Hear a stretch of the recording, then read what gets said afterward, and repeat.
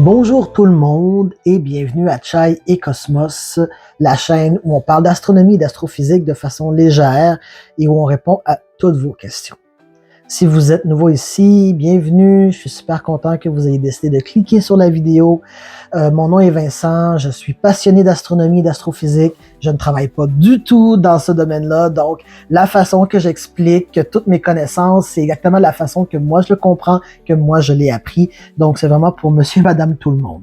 Installez-vous confortablement, allez vous chercher une boisson chaude, comme ma tisane, lavande, menthe et chocolat que j'ai aujourd'hui. J'enregistre plusieurs vidéos la même journée, donc j'ai toujours le même drink. Et aujourd'hui, je vais vous parler d'un sujet que je pense que c'est le plus fascinant et celui qui m'a pris le plus de temps à comprendre, qui est le temps.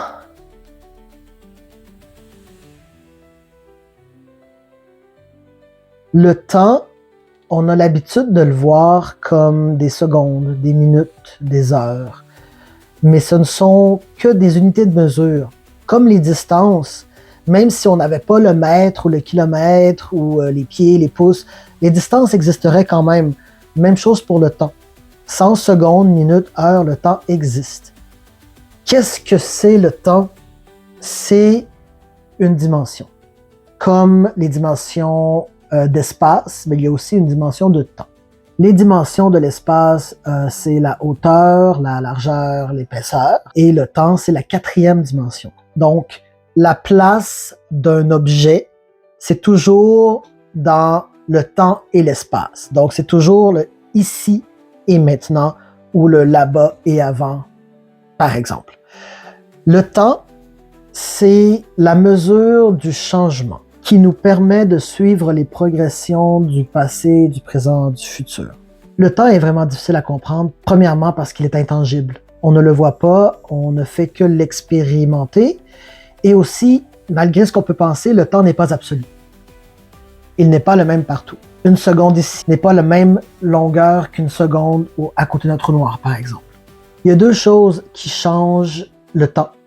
C'est la gravité. Plus la gravité est forte, plus le temps ralentit. Et la vitesse. Plus la vitesse est grande, plus le temps accélère. Donc, on va prendre des exemples extrêmes. Pour la gravité, on va parler d'un trou noir. Qu'est-ce que c'est rapidement un trou noir? Ben, c'est pas un trou, déjà. C'est un objet qui a une masse tellement énorme que sa gravité tire tout vers lui, même la lumière. Même la lumière ne s'en échappe pas. C'est pour ça qu'on voit ça comme un trou. Et par exemple, si on voit par exemple un trou noir qui est cette grosseur-là, ben peut-être que l'objet qui a une très grande masse est petit comme ça. On ne sait pas. Mais habituellement, c'est très petit et excessivement massif. Donc, quand on est autour d'un trou noir, le temps ralentit. Comment? Comment moi je l'ai compris? C'est avec une page quadrillée. Imaginez que vous avez une feuille de caoutchouc qui est quadrillée. Donc, les carrés sont tous de la même grandeur. Mais c'est une feuille de caoutchouc. Donc, prenez une bille très lourde et posez-la dans le milieu de cette feuille de caoutchouc. Qu'est-ce qu'elle va faire, la feuille?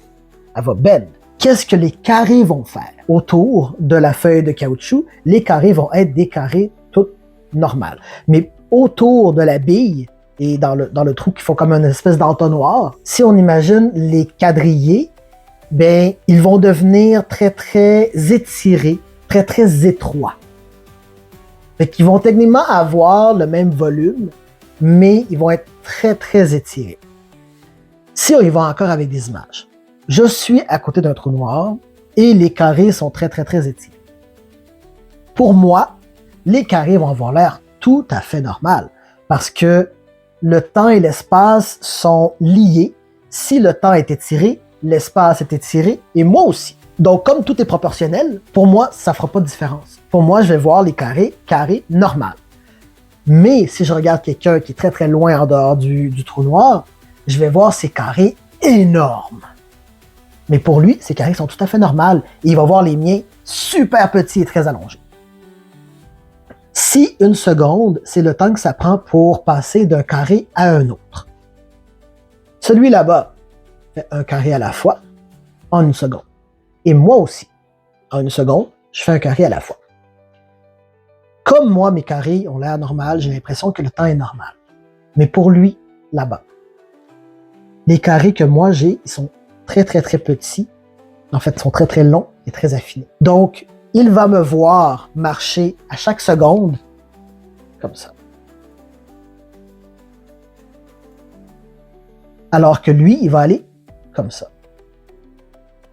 Donc, 3 sauts pour lui, ça va être jusqu'ici, et 3 sauts pour moi, ça va être là. C'est pour ça que le temps ralentit autour d'un trou noir, par exemple, quand il y a une énorme gravité. Mais moi, je vais le voir aller super vite. Parce que pour moi, ces carrés sont très, très, très grands. Pour lui, ces carrés sont tout à fait normaux. J'espère que ça fait du sens. Parce que pour moi, ça en faisait beaucoup quand j'ai commencé à comprendre ça comme ça. Il y a aussi la vitesse qui fait en sorte que le temps accélère. Donc, si par exemple, on va à la vitesse de la lumière, 1 minute pour nous pourrait être des années, des centaines d'années pour une personne qui va à une vitesse normale, qui est la vitesse de l'univers. Le temps, comme j'ai dit au début, c'est une façon de mesurer le changement. S'il y a du mouvement, s'il y a un avant-après, il y a du temps. Et j'essaye des fois de m'imaginer de quoi ça aurait l'air pas de temps. Puis j'imagine que ça serait comme une photo. Pas quelque chose de congelé, pas quelque chose de frozen in time, parce que en disant que c'est frozen, ça veut dire qu'il y a eu un moment où il ne l'était pas, donc il y a du temps. Mais vraiment quelque chose qui est statique, qui n'a aucun changement, qui est comme une photo. Et c'est difficile de s'imaginer quelque chose comme ça. Il y a un mot important à comprendre quand on essaie de comprendre le concept du temps, c'est l'entropie. L'entropie est une mesure de désordre ou de chaos dans un système. Donc, un système très organisé et stable a une très faible entropie, comme un château de sable qui est très bien fait et qui se tient bien a une faible entropie. Mais un bac de sable a une entropie plutôt élevée. L'entropie de l'univers augmente toujours, ce qui fait en sorte que le temps va toujours dans une seule direction, du passé organisé à un futur plus chaotique. C'est un petit peu comme si on prend un verre de verre et qu'on le brise par terre. Il ne pourra jamais revenir comme il était avant. On ne peut pas revenir en arrière une fois que le désordre a commencé ou a été créé. Ça continue à partir de là. Le verre ne reviendra jamais à l'état de stabilité, le verre ne reviendra jamais à son état initial. Donc, ça va toujours dans une direction et qui est le futur chaotique. Au moment du Big Bang, l'univers était dans un état d'entropie très faible. Tout était très organisé et stable. Et depuis, l'univers va toujours dans une direction de plus en plus désorganisée. C'est la raison pour laquelle on va toujours dans une seule direction quand on parle de temps. Selon notre compréhension, le temps est apparu avec le Big Bang. Il n'y en avait pas avant. Avant le Big Bang, il y avait peut-être quelque chose. C'est juste que nos concepts de temps et d'espace ne s'appliquent pas. Et on ne sait pas ce qu'il y avait avant. Puis si on parlait justement des unités de mesure de temps, une seconde, c'est une unité de mesure qui est très, très, très précise, déterminée par la vibration d'un atome de césium dans une horloge atomique. Pourquoi un atome de césium spécifiquement? Parce que ces oscillations et ces vibrations sont particulièrement stables et précises, ce qui permet de mesurer le temps d'une façon aussi très précise et stable.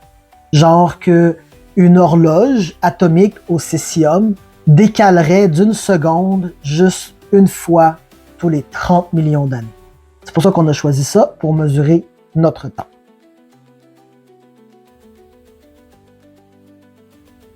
Est-ce qu'on peut voyager dans le temps? Est-ce que c'est possible? Je sais qu'on n'y est jamais arrivé encore, mais est-ce que théoriquement, c'est possible? En théorie, on pourrait voyager dans le futur en allant très, très, très, très, très vite. Ou en étant près de quelque chose qui a une gravité très grande, comme un trou noir, par exemple. Aller dans le passé serait quelque chose de beaucoup plus complexe que ça. Comme on a dit, on va dans une direction, de la faible entropie à l'entropie élevée. On va juste dans une direction. Donc, de revenir et de refaire en sorte que le verre devienne à son état initial, c'est très, très, très complexe. Mais tu sais, tout ça, ça reste... Il y a encore beaucoup de choses à découvrir. Il y a beaucoup, beaucoup de choses à découvrir. Et il y a même une hypothèse ou une théorie qui dit que le passé, le présent, le futur arrivent toutes en même temps et toutes là en même temps. C'est juste nous qui l'expériençons dans un ordre précis. Mais à mon avis, si le voyage dans le temps du passé, si on pouvait revenir dans le passé, on le saurait déjà. Parce que les gens du futur qui auraient voyagé dans le passé, ils feraient déjà partie de notre passé. Ils seraient déjà dans notre timeline. Je pense que la meilleure dépiction du voyage dans le temps, c'est celle qui a été faite par Hermione dans Harry Potter. Dans le sens que elle se retrouve à 2 places en même temps. Parce que dans le futur, elle est revenue pour faire une autre classe. Donc les gens la voient à 2 places en même temps. Donc les voyageurs du futur qui sont revenus dans le passé, ils feraient déjà partie de notre passé. On les aurait déjà vus, on les aurait déjà rencontrés, on le saurait déjà qu'on peut voyager dans le passé si on pouvait. Donc, je pense honnêtement qu'on peut pas. Je pense qu'on peut simplement pas voyager dans le passé. Parce que même si les gens du futur n'existent pas encore, par exemple, si moi, dans le futur, je retourne dans le passé voir mon moi de quand j'avais 10 ans, par exemple, ben ce passé-là, techniquement, est déjà arrivé.